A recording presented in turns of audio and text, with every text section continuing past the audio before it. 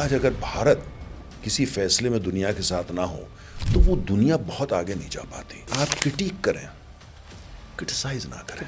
कोई भी हालत हो जाए, डोंट टॉक इंडिया डाउन। कोई भी देश कैसे अपने को सुरक्षित मान सकता है जिसका अंतर्राष्ट्रीय व्यापार जो है उन जहाजों से होता हो जो विदेशी हैं, मतलब हमारी निर्भरता विदेशी जहाजों पे।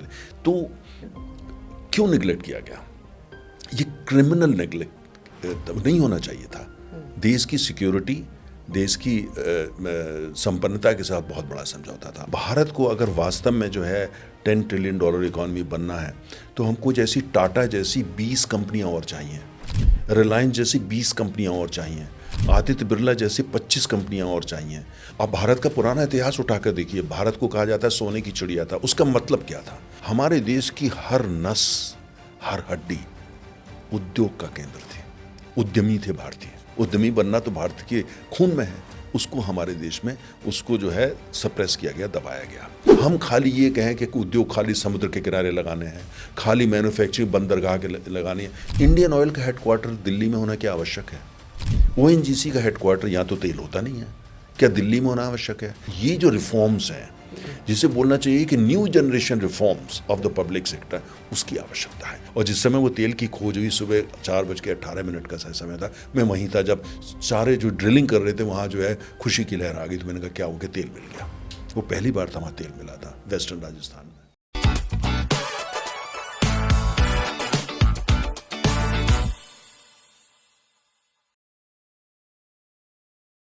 नमस्कार दोस्तों, आज के पॉडकास्ट में आपकी मुलाकात एक ऐसे शख्स से हम कराएंगे जिन्होंने दुनियादारी का, ग्राउंड का अनुभव खुद लिया है। किताबें तो ढेर सारी पढ़ी हैं, लेकिन जो पर्सनल एक्सपीरियंस है ना, ग्राउंड पे जाके लिया है। दुनिया में शायद 190 के करीब देश होंगे, उसमें से 180 या 175 देशों में मल्टीपल टाइम्स वो घूम चुके हैं और उस अनुभव को हम अपने साथ शेयर करेंगे। तो जिस व्यक्ति से मैं आज बात करूंगा, उनका नाम नरेंद्र तनेजा जी है और हर व्यक्ति इनसे इस देश में परिचित है क्योंकि अक्सर आपको टीवी पे दिखते होंगे। हमने ये सोचा कि दुनिया भर में जो व्यक्ति घूमता है, स्ट्रैटेजिक चीज़ों को समझते हैं, ऑयल के देश के नहीं बल्कि दुनिया के one of the top brains हैं जिनसे मैं भी वो सीखता हूँ ऑयल, तो उसके थ्रू ये जानने की कोशिश करनी चाहिए कि इस वक्त देश में क्या हो रहा है, दुनिया में क्या हो रहा है।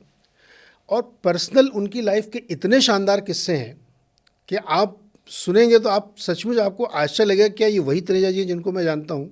आज आपको बिल्कुल नए रूप में एक तनेजा जी दिखेंगे और उनसे हम आपको अनुभव के जरिए फ़ायदा पहुँचाना चाहते हैं। तनेजा सर, बहुत बहुत शुक्रिया। बहुत बहुत धन्यवाद। Thanks for having me. Thanks तो सर इसलिए क्योंकि आप मेरे कहने पे मेरे स्टूडियो तक आए, इसके लिए विशेष धन्यवाद, क्योंकि हमको बहुत मन था कि आपके साथ सामने सामने बैठ के बातचीत करें।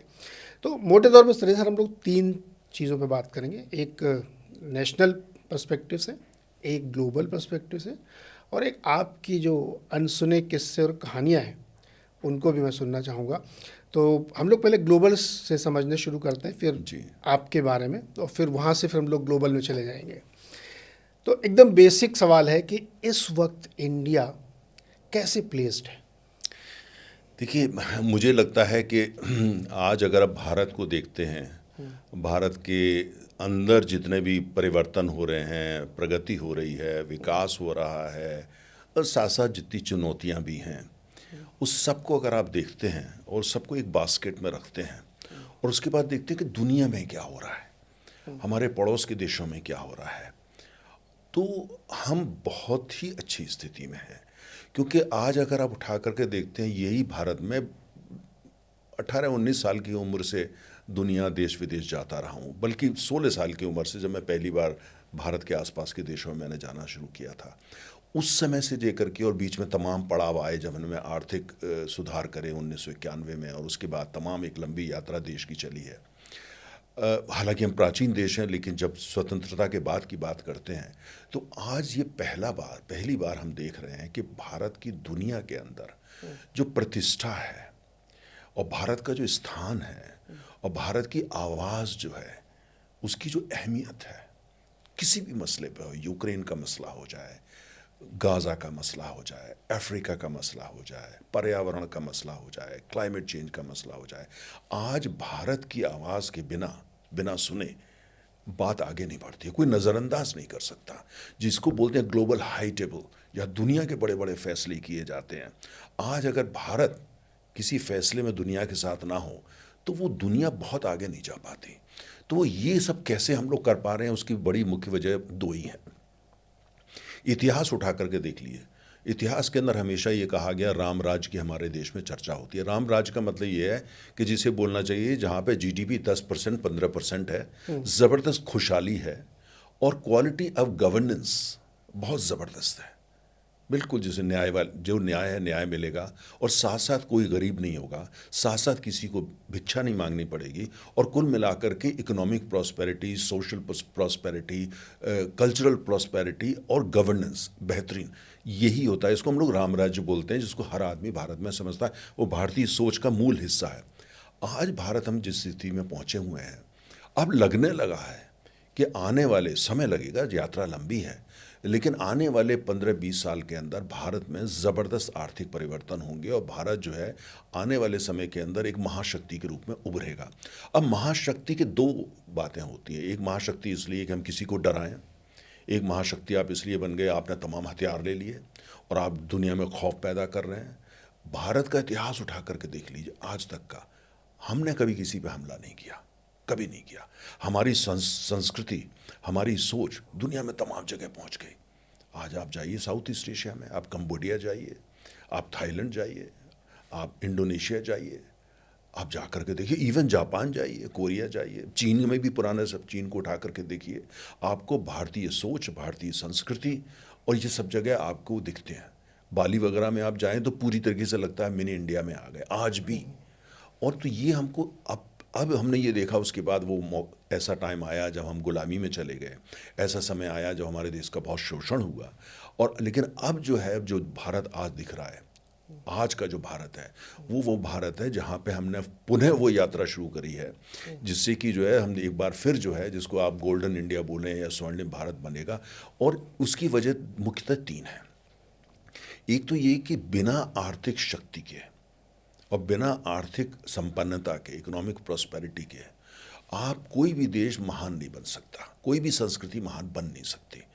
आपकी चाहे कितनी भी अच्छी धरोहर हो, चाहे कितने भी आपके अंदर हो, आज हमारे देश में क्या है कि जिस हिसाब से भारत जो है, आप उसको जीडीपी के नाम से बुला लें, आप उसको इकोनॉमिक इंडिकेटर्स के नाम से बुला लें, आप उसको इन्वेस्टमेंट द्वारा उस नज़रिए से उसको देख लें, लेकिन आज हकीकत ये है कि हम लगभग $4 ट्रिलियन इकॉनमी बन चुके हैं। और अगर आप उसको पीपीपी टर्म्स में देखते हैं, मतलब परचेजिंग पावर पैरिटी के नज़र से देखते हैं, आज हम रफली $13 ट्रिलियन की अर्थव्यवस्था हैं। और जब दुनिया की सबसे बड़ी अर्थव्यवस्था अमेरिका है, उसके बाद चीन है, और अगर आप पीपीपी के नज़रिए से देखते हैं तो हम ऑलरेडी दुनिया की तीसरी सबसे बड़ी अर्थव्यवस्था है। इसका मतलब ये हुआ कि आज हम सक्षम हैं कि हम एक अच्छा अपना डिफेंस इंफ्रास्ट्रक्चर अपने लिए खड़ा कर सकें।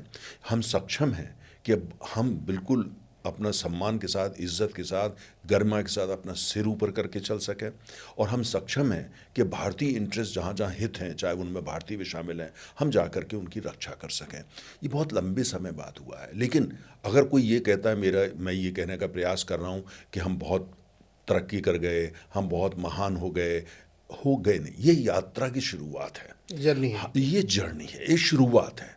अभी भी हमारी चुनौतियाँ बरकरार हैं, चाहे वो गरीबी को लेकर के हों, चाहे वो लिटरेसी को लेकर के हों, चाहे वो स्वास्थ्य को लेकर, चुनौतियां हैं। लेकिन अब हम उस दिशा में बढ़ रहे हैं, हम उस क्रिटिकल स्टेज में आ गए हैं कि उसके बाद जो है हमारे पास संसाधन होंगे, हमारे पास शक्ति होगी, हमारे पास रिजॉल्व होगा कि हम ये जो सारी चुनौतियां हैं उनका मुकाबला कर सकें। तो भारतीय इतिहास में इंडिपेंडेंस में पहला मौका आया है जब हमारे पास शक्ति भी है, साधन भी हैं, दिशा भी है कि जो चुनौतियां हैं उनका डटकर मुकाबला कर सके। और आने वाले 25-30 साल के अंदर भारत को नहीं, इंटेंट ही नहीं है, सॉलिड हमारे पास, मतलब जिसको बोलना चाहिए कि वो अब बरकरार है। इंटेंट भी साथ में क्लियर है कि एज ए कंट्री एक रिपब्लिक ऑफ इंडिया के हिसाब से आज जो है, आप किसी भी पॉलिटिकल पार्टी में हो, आपकी कोई भी आइडियोलॉजी हो, कोई इस बात को नहीं नकार सकता कि आज का भारत जो है सही दिशा में जा रहा है, सही रास्ते पे जा रहा है।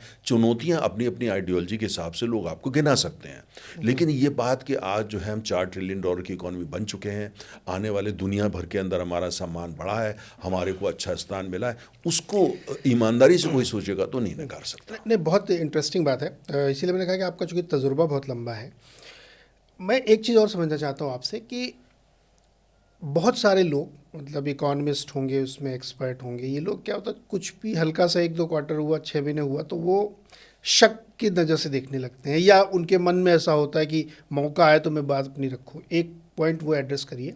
दूसरा, लास्ट 10-15 ईयर्स में जो बिग पिक्चर के लिए हमने डिसीजन लिए हैं और आपको तो लगता है कि लेने पड़ेंगे, वो डायरेक्शनली सही है कि नहीं?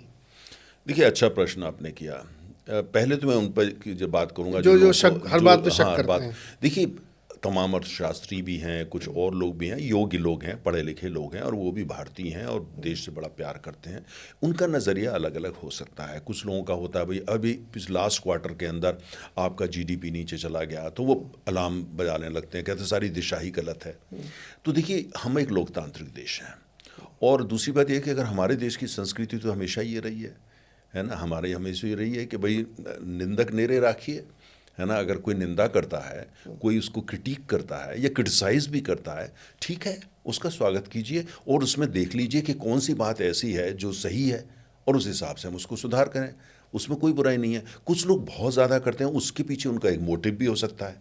कुछ इसलिए करते हैं कि किसी वजह से उनको ये लगता है कि या तो उनको सरकार पसंद नहीं है, या पार्टी पसंद नहीं है, या जिस राज्य में जो भी पार्टी सत्ता में है, केरल में कम्युनिस्ट सत्ता में है, कई हर जगह और दल सत्ता में है, केंद्र में बीजेपी सत्ता में है, ज़्यादातर राज्यों में बीजेपी सत्ता में है, तो लोग अपनी एक, जिसे बोलना चाहिए कि क्या चश्मा वो पहन के वो ओपिनियन लेते हैं। लेकिन मेरा ये मानना है उसका भी स्वागत है, ये भारत की परंपरा है और इसका हमें स्वागत करना चाहिए, लेकिन जहाँ तक हो सके कंस्ट्रक्टिवली उनसे एंगेज करके हमें उसका जवाब देना चाहिए, बताने की, समझाने की कोशिश करनी चाहिए। क्योंकि हमको ये देखना चाहिए कि मेरा सिर्फ ये कहना है कि आप क्रिटिक करें, क्रिटिसाइज ना करें। और दूसरी बात है कि कोई भी हालत हो जाए, don't talk India down. Right. ये बहुत आवश्यक है, क्योंकि जब आप ऐसी बात करते हैं जिससे आप you talk the whole country down, वो ठीक नहीं है। क्योंकि हैं तो आप भारतीय, आपका मतभेद हो सकता है एक व्यक्ति से, एक राजनीतिक दल से, एक विचारधारा से, लेकिन देश तो उन सबसे बड़ा होता है। तो मुझे लगता है कि वो नहीं। लेकिन जहाँ तक आपने जो अब बात करी कि हम लोग की कुल मिलाकर के जो दिशा है, देखिए दिशा हमारी अच्छी है, लेकिन चुनौतियाँ बहुत बड़ी हैं। उसमें मैं आपको कुछ चीज़ें बताता हूँ।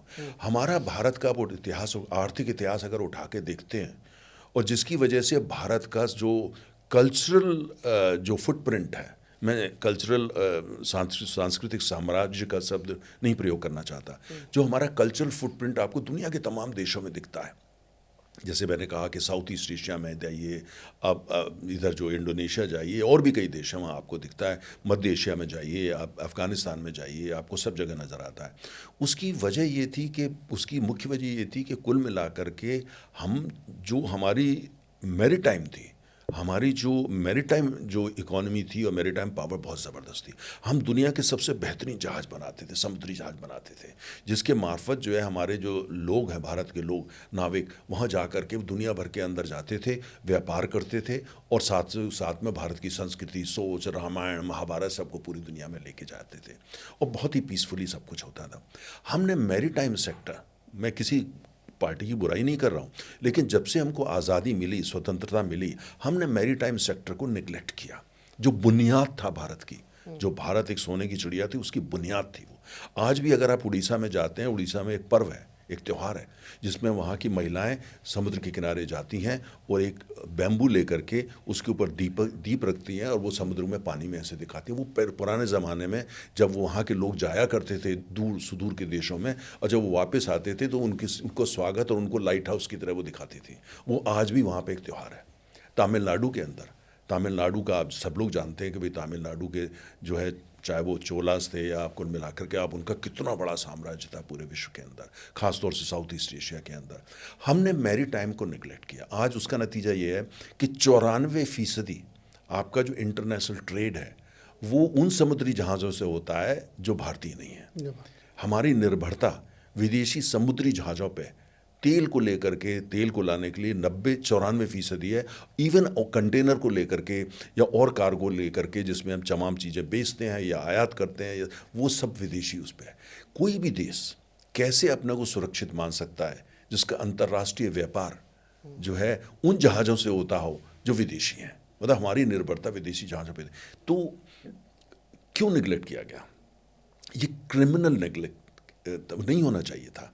देश की सिक्योरिटी, देश की संपन्नता के साथ बहुत बड़ा समझौता था। अब ये सरकार प्रयास कर रही है। इस सरकार ने मैरीटाइम को लेकर के एक नया विज़न लेकर के आई है, उसके लिए अलग से पैसा एलोकेट किया है और उसके साथ साथ भारत में भी बेहतरीन मॉडर्न आधुनिक समुद्री जहाज बने, उसके लिए जो है तमाम लोगों को आकर्षित किया जा रहा है। उसको लेकर के ये प्लान है कि आने वाले 5, 7, 10 साल के अंदर यही नहीं कि हमारे लिए सारे जहाज़ बने और जगह की बने। मैंने जैसे एक आपको उदाहरण दिया, ठीक उसी तरीके से आप देखिए इंफ्रास्ट्रक्चर। अब अगर किसी भी सुदूर के गांव में, जिसको आप पिछड़ा गांव बोलना चाहते हैं, चाहे वो उत्तर भारत में हो, यूपी में, बिहार में, उड़ीसा, बंगाल, कहीं भी हो, अब इस सरकार ने एक अच्छा काम क्या किया कि पूरे देश के अंदर आधुनिक रोड का नेटवर्क बना दिया है और साथ में डिजिटल नेटवर्क बना दिया है। यानी सड़क भी वहाँ पहुँच गई और साथ में जो डिजिटल टेक्नोलॉजी है वो भी आपने पहुँचा दी। अब कहीं भी जब आप सड़क पहुँचा देते हैं और कहीं भी आप जो है आवाज़ या डिजिटल या टेलीफोन पहुँचा देते हैं या इंटरनेट पहुँचा देते हैं, वहाँ का विकास होना निश्चित है। समय लग सकता है बिल्कुल, लेकिन होगा, है ना। मुझे ध्यान है कि 1950 आप तो चूँकि विदेश बहुत घूमते हैं, 1950-52 के आसपास अमेरिका में ऐसा किया गया था, जब सड़कों हाईवेज का जाल बिछाया गया था। बिल्कुल सही कहा आपने। जर्मनी में उससे पहले करा गया। हाँ, 1930 में करा गया। तो वो शायद अपने यहाँ अटल जी के ज़माने में ये जो कॉन्सेप्ट रखा गया था स्वर्णिम चतुर्भुज, जी, उसको मैं उस तरह से देखता हूँ कि कितने समय बाद हमने ये सोचा कि देश में हाईवेज का जाल होना चाहिए। एग्जैक्टली। और आज देश के अंदर आप कहीं भी चले जाइए, देश के अंदर आपको पहाड़ों से लेकर के दूर दराज के इलाकों से लेके नॉर्थ ईस्ट को लेकर के आपने सब अब बना दिया। और साथ में जो डिजिटल, आज आप जर्मनी में जाते हैं, वहाँ पे जो है अगर आप मान लिया जैसे भारत में होता है, हर व्यक्ति जो पढ़ा लिखा भी नहीं ठीक तरीके से है वो भी आज डिजिटल पेमेंट कर रहा है। आपको ये अमेरिका में नहीं दिखता। आपको जर्मनी जैसे विकसित जो यूरोप की महाशक्ति है, सबसे बड़ी इकोनॉमी है, वहाँ नहीं दिखता। ये भारत में आपको गांव-गांव में दिखता है। तो इसका डिविडेंड्स हमको मिलेंगे, इसका लाभ हमको मिलेगा। तो कुल मिलाकर के जो इंफ्रास्ट्रक्चर है वो उसका जिस तेज़ी से विस्तार हो रहा है। अब कोई ये कहे कि भाई आप रोड तो ले आए, मॉडर्न रोड ले आए, डिजिटल टेक्नोलॉजी ले आए, इंटरनेट ले आए, उसके बावजूद भी गरीबी है। देखिए, गरीबी इसलिए है क्योंकि ये चीज़ें भी पहुंचाई गई हैं। अब साथ साथ आप शिक्षा का विस्तार कर रहे हैं, साथ साथ वो ये जो सड़क होती है और साथ में जो डिजिटल एक्सप्रेसवे होती है, ये आपको पूरी दुनिया से कनेक्ट कर रही है आज। तो मेरा ये मानना है कि भारत के अभी तक वो हिस्से, वो भाग जहाँ पे विकास अभी नहीं हुआ है, बस समय की बात है, क्योंकि वहाँ सारा कुछ पहुँच रहा है और उसके बाद से लोगों का इनिशिएटिव होगा। साथ में कुछ पॉलिसी इस तरीके की बन रही हैं कि कुल मिलाकर के जो अभी वो इलाके जो जिनको लगता है, लोग कहते हैं कि अभी वहाँ आर्थिक विकास पूरी तरह नहीं हो रहा है या उनका पोटेंशियल जो है पूरा रियलाइज, मुझे लगता है कि बस कुछ समय की बात है, वो भी होगा। एक बड़ी इंटरेस्टिंग चीज़ है सर, वो थोड़ा सा मुझे लगता है कि उसको आपको बहुत एड्रेस करना पड़ेगा। सरकार की तरफ से इंफ्रास्ट्रक्चर पे बहुत फोकस हुआ, कोई इनकार नहीं कर सकता। आप घर से बाहर निकलो दिखता है ना। और डिजिटल पे बहुत जैम ट्रिनिटी जिसको हम लोग कहते हैं, जनधन आधार मोबाइल भी किया, सड़कें बनाई, इंफ्रास्ट्रक्चर बहुत फोकस किया। बिग पिक्चर के तौर पर जब इसको हम देखते हैं तो जो हमारा कॉरपोरेट सेक्टर है अदर देन गवर्नमेंट, उसने इसका फ़ायदा लिया, पार्टिसिपेट किया, लेकिन जो अब उसकी नई जनरेशन है उसको बिजनेस करने में इंटरेस्ट नहीं है, उसको इन्वेस्टमेंट पैसे बनाने में या कहें कि फैमिली ऑफिस चलाने जाने में, इन सब में ज़्यादा दिलचस्पी है। उनको एक फैक्ट्री लगाना, मैन्युफैक्चरिंग में जाना, इसमें कोई दिलचस्पी। उनको लगता है कि एक फैमिली ऑफिस सेटअप करो, $5 बिलियन डालो और मार्केट चल रहा है, सरकार तो काम कर ही रही, देश ग्रो कर रहा है, मैं क्यों, भगत सिंह दूसरे घर में हूँ, ये फीलिंग अब बिजनेस हाउसेज में मैं देख रहा हूँ। इस पर एक बहुत बड़े बैंकर ने बात भी रखी है कि शायद इंडिया के कॉर्पोरेट सेक्टर के जो नए बच्चे हैं उनकी दिलचस्पी उसमें कम, मनी मेकिंग में ज़्यादा है। क्या ये सही है? नहीं, बहुत ही अच्छा प्रश्न आपने उठाया। ये वो विषय है जिस पे हमको गवर्नमेंट ही खाली नहीं, पूरे देश को ध्यान देना पड़ेगा। देखिए, हमको ये सोचना पड़ेगा कि हमारे जो कॉर्पोरेट हाउसेस हैं बड़े बड़े, हमारे देश में जितने कॉर्पोरेट हाउस, पहले मैं ये टिप्पणी करना चाहूँगा कि भारत को अगर वास्तव में जो है $10 ट्रिलियन इकॉनमी बनना है तो हमको जैसी टाटा जैसी 20 कंपनियाँ और चाहिए, रिलायंस जैसी 20 कंपनियाँ और चाहिए, आदित्य बिरला जैसी 25 कंपनियाँ और चाहिए। कुल मिलाकर के हमको 50 ऐसी कंपनियाँ चाहिए जिनका जो कुल मिला के वैल्यूएशन में आप देख लीजिए या उनका टर्नओवर लीजिए वो 150 बिलियन प्लस हो। और जो बड़ी कंपनियां हैं, टाटा है, रिलायंस है या आदित्य बिरला ग्रुप है, ये हमको कंपनियों को, इनको गवर्नमेंट को, देश को टारगेट देना पड़ेगा कि आपको $500 बिलियन कंपनी बनना है और $500 बिलियन में से 300 बिलियन आपका जो है वो टर्नओवर देश के अंदर से होना चाहिए। साथ में क्या है, आप उठा करके देखिए, जमशेदपुर में जब टाटा ने जा करके वहाँ स्टील का कारखाना लगाया, उस समय जमशेदपुर में कुछ भी नहीं था। मैं गया हूँ 2-3 दफ़ा और देखिए आप एक वो देखिए कि क्या सोच थी ऐसी जगह जा कर के और पूरा नया नगर बना देना और उसके मार्फत से आसपास की सब जगह की अर्थव्यवस्था को बदल देना। आज आवश्यक हो गया है कि हम वही दौर को दोबारा सोचें जहाँ पे चाहे वो कॉर्पोरेट खुद आगे आए या सरकार को ऐसी नीतियाँ बनानी पड़ेंगी जिससे कि कुल मिलाकर के हमको अगर मैन्युफैक्चरिंग हब बनना है, जो बनना पड़ेगा। आप इकोनॉमिक सुपर पावर बिना मैन्युफैक्चरिंग के बन नहीं सकते, है ना। खाली आईटी पार्क बहुत अच्छा है लेकिन उससे खाली नहीं बनेंगे। खाली अमेरिका चाहता है कि मैन्युफैक्चरिंग, खाली एआई से आप नहीं बनेंगे, है ना। अब भारत का पुराना इतिहास उठाकर देखिए, भारत को कहा जाता है सोने की चिड़िया था। उसका मतलब क्या था? भारत के गांव-गांव में उद्योग थे, गांव-गांव में। मैं उत्तर प्रदेश का रहने वाला हूँ, मैं जहाँ रहता हूँ उसके आसपास देखिए एक जगह है फिरोजाबाद, जो पूरा भारत जानता है कि वहाँ चूड़ी उद्योग है या कांच का उद्योग है। आज का नहीं है, बहुत पुराना है, बहुत पुराना। उसके आसपास के गांव-गांव में ये उद्योग थे। हमारे जगह के पास एक दूसरा शहर है अलीगढ़, जहाँ के ताले पूरे देश में थे। आप चले जाइए हाथरस, है ना, वो हींग के प्रोसेसिंग के लिए मशहूर है। हींग का असली चीज़ जो है वो अफ़गानिस्तान से आती थी, प्रोसेसिंग वहाँ होती थी। ठीक उसी तरीके से आगरा, है ना। मैं आपको यही बोल रहा हूँ, पूरे देश की यही कहानी है। तो वो एक हमारे जिसको बोलना चाहिए कि बिंदु थे जिसकी वजह से, और पूरे देश की ये कहानी है। चाहे बंगाल का मलमल होता था, बंगाल का कॉटन वो होता था जिसको जो वेनिस, जो उस समय में मार्को पोलो का वेनिस था, या जो रोमन एम्पायर का था, वहाँ पे हर धनाढ़ व्यक्ति जो है वो बंगाल का कॉटन पहनना चाहता था। जो पहनते थे उनको इलीट बोला जाता था। आप अंदाज लगाए, ये था भारत। तभी तो यहाँ पुर्तगाली आए, तभी यहाँ पे अंग्रेज़ आए, तभी यहाँ पे डच आए, तभी यहाँ पे डेन्स आए, तमाम तरह के आके यहाँ पे उन्होंने कॉलोनाइजेशन किया। या बाबर आया, है ना, उससे पहले, या उससे पहले तुर्क आए। क्यों आए? क्योंकि हम सोने की चिड़िया क्यों थी? हमारे देश की हर नस, हर हड्डी उद्योग का केंद्र थी, उद्यमी थे भारतीय। तो अब ये डिस्कनेक्ट क्यों है सर? अब ये उसकी इवन एक मिनट सर, जैसे आपने आगरा का उदाहरण लिया, आगरा की चाहे शू इंडस्ट्री हो, लेदर की इंडस्ट्री हो, कानपुर की हो, या कोयम्बटूर की टेक्सटाइल की इंडस्ट्री हो, ऐसे सभी बिजनेसेस हाउसेस के जो न्यू जनरेशन, मेरा क्वेश्चन ये कि न्यू जनरेशन अब की दिलचस्पी उधर नहीं रह गई। नहीं, आपने प्रश्न किया, आपने पहले पूछा ये हुआ क्यों। हमारे क्या हुआ कि जब 1950 का दशक, 60 का दशक, 70 का दशक, 80 के दशक, उसमें हमने बहुत ज़्यादा जोर दिया पब्लिक सेक्टर पे। ज़्यादातर कारखाने पब्लिक सेक्टर के बने और इस तरह का देश में एक माहौल बना दिया गया कि जो उद्यमी हैं, जो इंडस्ट्रियलिस्ट है, उसको लाला ऐसे नाम से बुलाने जाने लगा और ये माना गया कि ये तो टैक्स की चोरी करता है। ये मतलब उसको कुल मिलाकर के कुछ हद तक थोड़ा सा डिमोनाइज कर दिया गया। यानी कुल मिला के जो एंटरप्रेन्योरशिप है उसको डिमोनाइज किया गया। और भारत की तो सोच में एंटरप्रेन्योरशिप है, उद्यमी बनना तो भारत के खून में है। उसको हमारे देश में उसको जो है सप्रेस किया गया, दबाया गया। अब आज की जो आप चर्चा देखते हैं तो अभी क्या हुआ है कि जो वो लोग थे जिन्होंने आकर के, किसी ने बड़ी बड़ी रिफाइनरी लगाई, किसी ने लोहे के स्टील के कारखाने लगाए और किसी ने हवाई जहाज़ बनाने के कारखाने लगाए।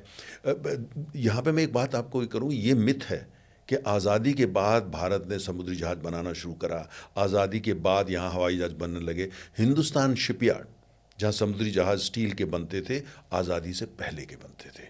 हिंदुस्तान शिपयार्ड प्राइवेट एंटरप्राइज था जिसकी स्थापना आज़ादी से पहले हो चुकी थी। Hindustan aeronautical limited private company थी जो आज़ादी से पहले हवाई जहाज़ बनाने लगी थी और उसके बाद में राष्ट्रीयकरण हुआ।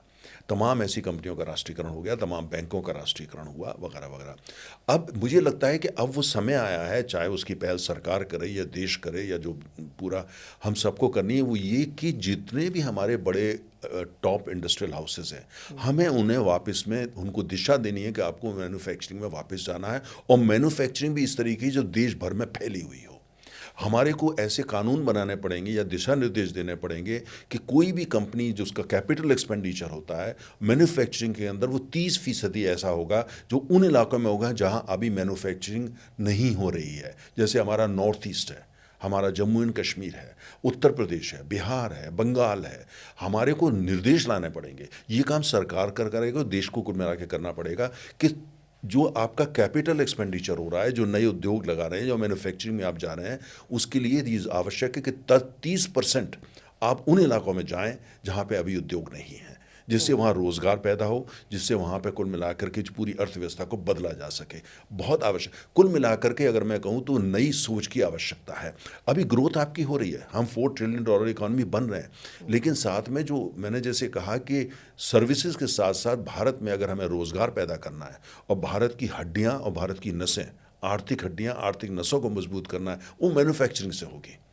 वो जब होगी जब जाकर के घर से या गांव से एक व्यक्ति निकलेगा और 10 किलोमीटर जाएगा अपने स्कूटर या मोटरसाइकिल से और फैक्ट्री में काम करेगा, कारखाने में काम करेगा। वो कारखाने जो ब्राज़ील के लिए, अमेरिका के लिए, यूरोप के लिए, जापान के लिए सामान का निर्माण करता हो, और भारत में समुद्री जहाज़ों के माध्यम से पूरे विश्व के अंदर मेड इन इंडिया चीज़ें पहले, और वो तब संभव हो पाएगा जब देश के अंदर हम इस सबको फैलाएं।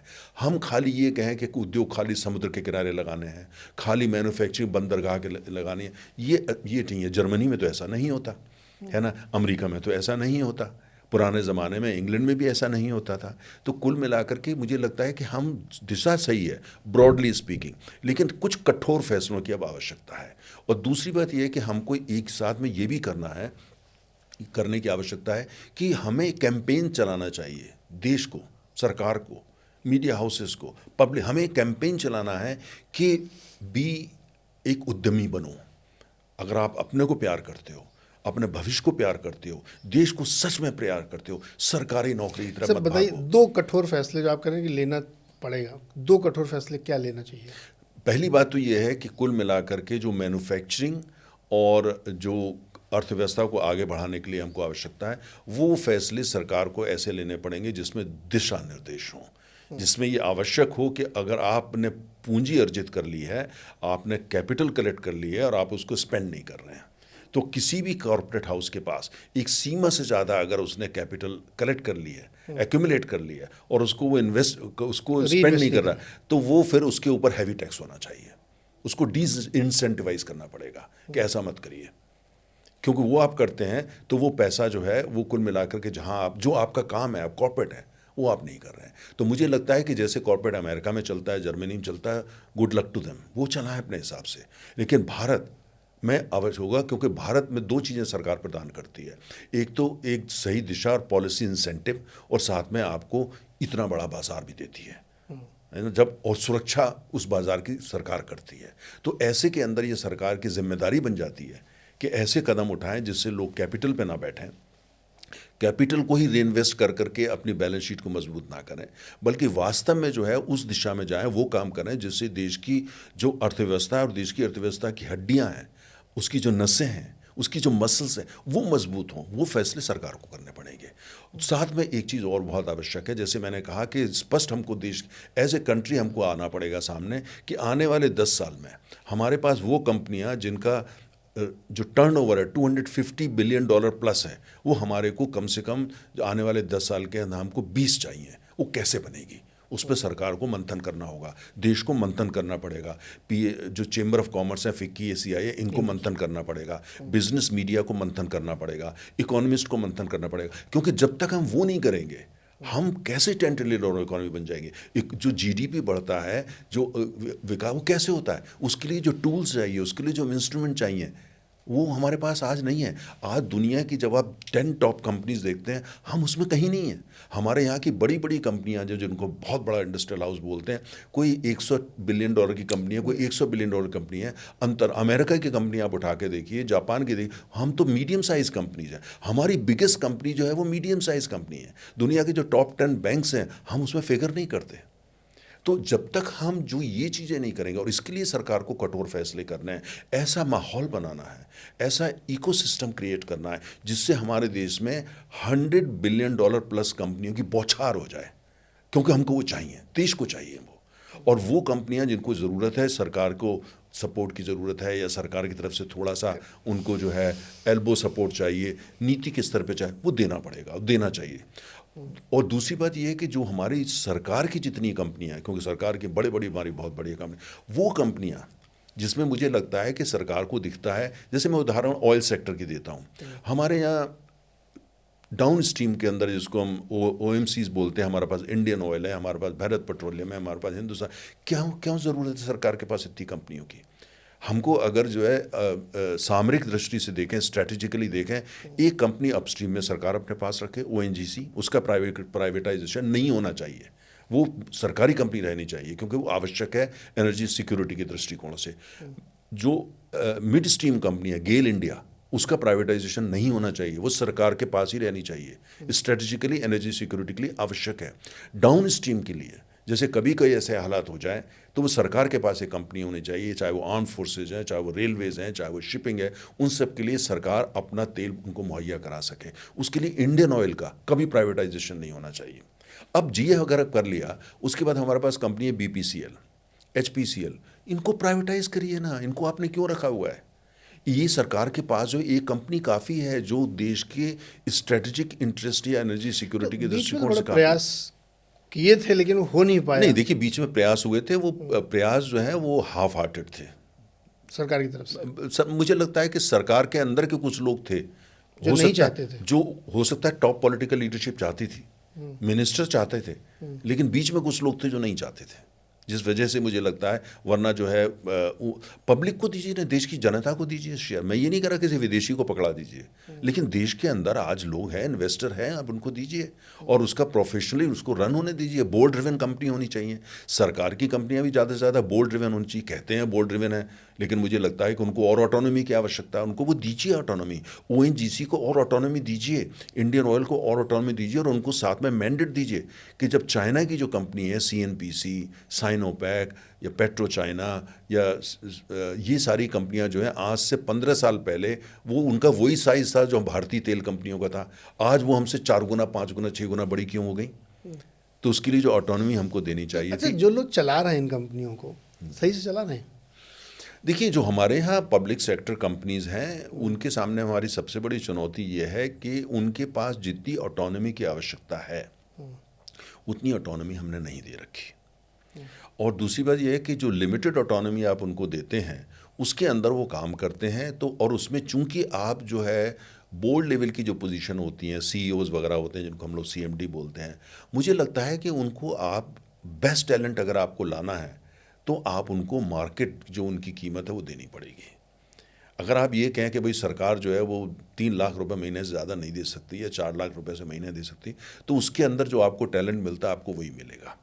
अगर जो बड़ी बड़ी हमारी सरकार की कंपनियां हैं उसकी जो कॉकपिट है, यानी जो CEOs होते हैं, उसमें बेस्ट लोगों को लाइए आप उनको ये मत देखिए कि उसकी बंदे की नेशनलिटी क्या है, वो किस देश का रहने वाला है। अगर वो बेस्ट है, बट ठीक है, चाइना पाकिस्तान का नहीं होना चाहिए, लेकिन फ्रेंडली कंट्री का है, वो आकर के कंपनी का जो है टर्न अराउंड कर सकता है, वो कंपनी को वर्ल्ड क्लास बना सकता है। हमारे देश की जो सरकारी कंपनियां हैं, स्टील सेल हो, गेल हो, ONGC हो, इंडियन ऑयल हो, या और तमाम सरकारी हमारी NTPC हो, NHPC हो, अगर इनको हमने वर्ल्ड क्लास बनाना है और पूरी दुनिया के अंदर इनको लेके जाना है, इनको दुनिया में जाना पड़ेगा, ये वर्ल्ड क्लास कंपनी को बनना पड़ेगा। भारतीय जो इकोनॉमिक जो झंडा है वो वहाँ फहराना पड़ेगा, ये हमारे हित में है। तो इसलिए ये आवश्यक है कि इनका जो आपने ये सरकार ओनरशिप जरूर है, लेकिन ओनरशिप का मतलब ये नहीं होता है कि आप उनका जो है उनके काम ही नहीं करने दें, उनको कॉर्पोरेट अफेयर्स और उनके जो बिजनेस अफेयर उसमें जो है वह हस्तक्षेप करें, वो नहीं होना चाहिए। मुझे समझ में नहीं आता फॉर इंस्टेंस कि तमाम जो सरकारी कंपनियां, जो इंडियन ऑयल का हेडक्वार्टर दिल्ली में होना क्या आवश्यक है? ओएनजीसी का हेडक्वार्टर यहाँ तो तेल होता नहीं है, क्या दिल्ली में होना आवश्यक है? क्या सेल का हेडक्वार्टर दिल्ली में होना आवश्यक है? यहाँ तो स्टील है नहीं। तो ये हमको, मुझे लगता है कि जो ये जो रिफॉर्म्स हैं, जिसे बोलना चाहिए कि new generation reforms of the public sector, उसकी आवश्यकता है। और देखिए ये कंपनियां बहुत अहम हैं, इनकी बड़ी भूमिका है। और मुझे लगता है कहीं ना कहीं मेरा जो अपना तजुर्बा है कि टॉप पॉलिटिकल लीडरशिप की इंटेंट है, ये करना चाहते हैं, उनको पता है क्या करना है। इस टर्म में करेंगे? मुझे लगता है कि परिवर्तन आएंगे। मुझे लगता है कि ये जो सोच है कि भाई इन कंपनियों को वर्ल्ड क्लास बनाना है, इन कंपनियों को नई दिशा देनी है जो सरकारी है।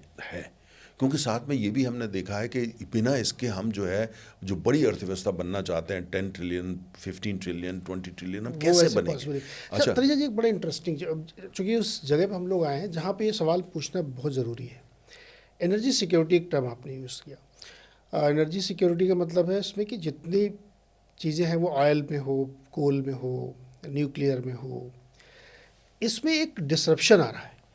अब नए ज़माने की ईवी पॉलिसी आ रही है, उसमें पूरी दुनिया के लोग बिल्कुल पागल हुए पड़े हैं। अब तो टेस्ला भी आ रही भारत में, हम लोग उसका स्वागत कर रहे हैं, फैक्ट्री लगाने वाले वो लोग। लेकिन ऑटोमोबाइल को नहीं, मेरे को एनर्जी सिक्योरिटी का जो पूरा सिनेरियो बन रहा है, जो कि आपका एक्सपीरियंस वर्ल्ड वाइड है, क्या उसमें जो कन्वेंशनल फ्यूल वाली कंपनीज हमारी हैं, पेट्रोल डीजल तेल वाली, कोयले वाली, और जो अब नई एनर्जी आ रही है, green hydrogen, blue, brown, wind, ये पूरा जो बास्केट बन रहा है, इसमें किस तरह से डिसरप्शन आ रहे हैं? जो कन्वेंशनल ऑयल कंपनीज है या कोल कंपनीज है या थर्मल कंपनीज है, उनके जीवन में क्या असर पड़ेगा? देखिए, हमको ये देखना है कि हमारे देश का ज़मीनी हकीकत क्या है।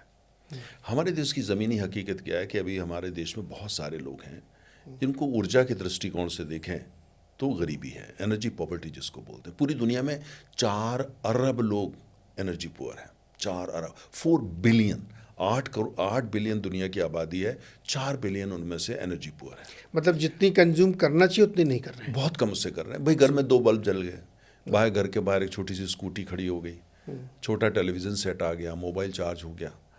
लेकिन वो दिल्ली बम्बई में जो लोग रहते हैं, घर में 5 एसी चल रहे हैं, है ना, 4 गाड़ियाँ नीचे खड़ी हुई हैं, घर में शाम होती है तो बल्ब बिल्कुल दिवाली बन जाती है, घर के अंदर चकाचौंध हो जाती है। वो तो नहीं है उनके पास। वो तो ये कहते हैं एक कमरे से दूसरे में जाते हैं, या बच्चों को ये भी बोलते हैं रात के 10 बजे बेटा तो सो जा, बिजली का बिल ज़्यादा आ जाएगा। या वो बोलते हैं खाना बनाओ, एक ही सब्जी बना लो क्योंकि गैस ज़्यादा खर्च हो जाएगी। हमारे देश में हकीकत है ये, दुनिया भर में तमाम देशों में, जैसे मैंने कहा। तो हमारे देश की जो हकीकत ये है कि we should not get carried away. हमें ये देखना है कि आज भी हमारे पूरी विश्व की जो अर्थव्यवस्था है उसके अंदर 80%, टू बी प्रिसाइज 79.80% जो ऊर्जा है वो पारंपरिक है, ट्रेडिशनल है, अर्थात कोयला, तेल और गैस है। पूरे विश्व की हकीकत आज ये है। और आज से 25 साल पहले भी लगभग यही शक्ल थी, सेम था। 25 साल पहले भी ये था। तो जो जिसको हम रिन्यूएबल एनर्जी बोलते हैं या ग्रीन एनर्जी या नई ऊर्जा बोलते हैं, उसकी बड़ी भूमिका है। लेकिन हमारे ये क्या है कि भारत के अंदर भी जितनी भी नई ऊर्जा आ रही है, चाहे उसको सौर ऊर्जा बोलें, पवन ऊर्जा बोलें, जो नई ऊर्जा जितनी भी आ रही है, वो जो हमारी पारंपरिक ऊर्जा है, तेल गैस कोयला, उसको रिप्लेस नहीं कर रही है, उसको सप्लीमेंट कर रही है, उसके साथ साथ आ रही है। अगर वो नई ऊर्जा नहीं आई होती तो शायद हमारे यहाँ जो है चुनौतियाँ और बढ़ गई होती। और भारत में हकीकत यह है कि जो हमारी अर्थव्यवस्था है आज भी वो काफ़ी हद तक जो है फॉसिल फ्यूल इकोनॉमी है। हमारे यहाँ लगभग 70% बिजली आज भी कोयले से बनती है। पूरे विश्व के अंदर भी 67% बिजली आज भी कोयले से बनती है। चाइना के अंदर भी अधिकांश बिजली आज भी कोयले से बनती है। ये तस्वीर अभी 20-25-30 साल। अच्छा, चाइना में जो बोलते हैं ईवी रिवोल्यूशन हो गया, लोग बोलते हैं, तो वो चाइना में जो रिवोल्यूशन हुआ है वो, उसको मैं बोलता हूँ कोल फायर्ड ईवी रिवोल्यूशन है। वो कोल फायर्ड इलेक्ट्रिक व्हीकल्स हैं। मतलब पीछे जो बिजली बन रही है वो तो कोयले से बन रही है। वो तार से आकर के आप चार्ज कर ले, तो फिर फ़ायदा क्या हुआ? मतलब ये हुआ कि मेरे शहर में पोल्यूशन नहीं होगा लेकिन मेरे पड़ोसी शहर में हो जाएगा, क्योंकि कोयले का बिजली का कारखाना तो वहाँ लगा हुआ है। तो इसलिए देखिए, हमको ये सारे, भारत का जहाँ तक प्रश्न है, हमको चूँकि हमारा डेंसली पॉपुलेटेड कंट्री है, खासतौर से उत्तर भारत में सारे शहर बहुत डेंसली पॉपुलेटेड हैं, घनी आबादी वाले देश हैं, इसलिए हमको वो ऊर्जा चाहिए जिससे प्रदूषण कम से कम हो। लेकिन साथ में हमको ये भी देखना है कि हमारे को जो जीडीपी ग्रोथ है हमारी, हमको कम से कम 8% रखनी ही रखनी है। अगर हम 10% ले जाएं तो बहुत बेहतरीन बात है।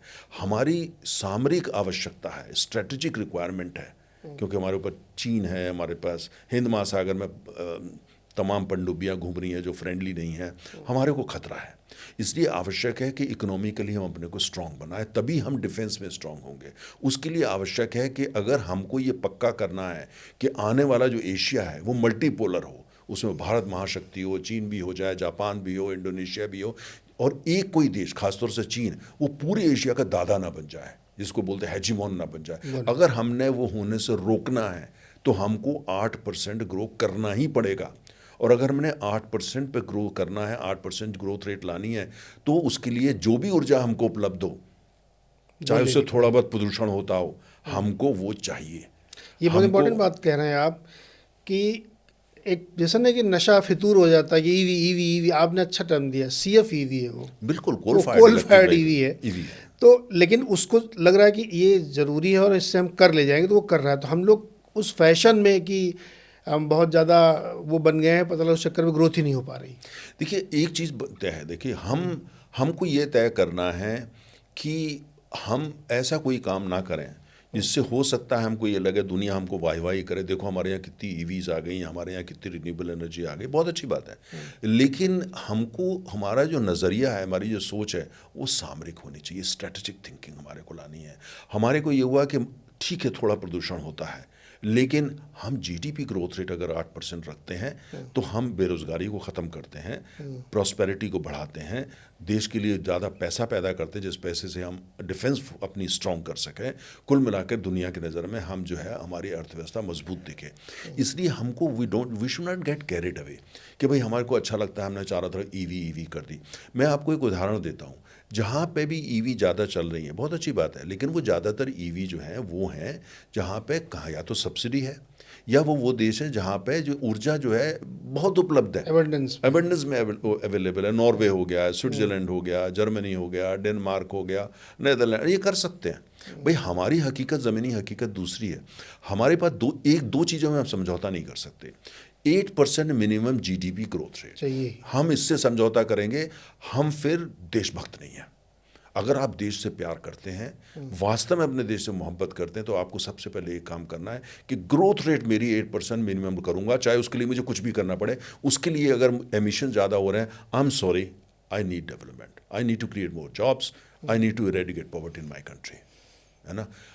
लेकिन अगर आप ये कहते हैं कि चारों तरफ हरियाली हो गई, चारों तरफ स्वच्छ हवा है, निर्मल हवा है, पक्षी घूम रहे हैं, हंस घूम रहे हैं वगैरह वगैरह, लेकिन बेरोज़गारी बढ़ गई, देश की इकोनॉमी जो है वो 2% ग्रोथ रेट पे आ गई, आगे का भविष्य, ऐसे विकास का मैं क्या करूँगा। हमको विकास भी चाहिए, हमको विकास भी चाहिए, लेकिन हमको साथ साथ जो है विकास के साथ साथ में हमको ये भी चाहिए कि देश के अंदर जितनी ऊर्जा की आवश्यकता है, बिना ऊर्जा की तो ना व्यक्ति चल पाता, ना उद्योग, ना देश। तो अब हकीकत हमारे पास ये है।